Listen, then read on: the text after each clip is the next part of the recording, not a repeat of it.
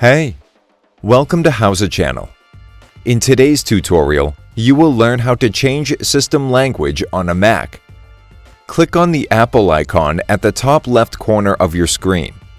Select System Preferences from the list. Go to Language and Region.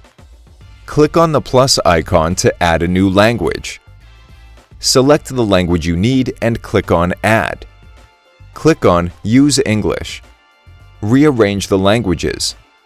Put the language you want to use at the top of the list. Click on Keyboard Preferences.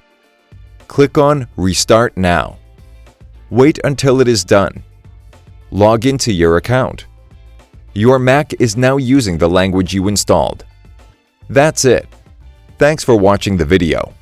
Please like it and let us know if you use any of our tips and tricks.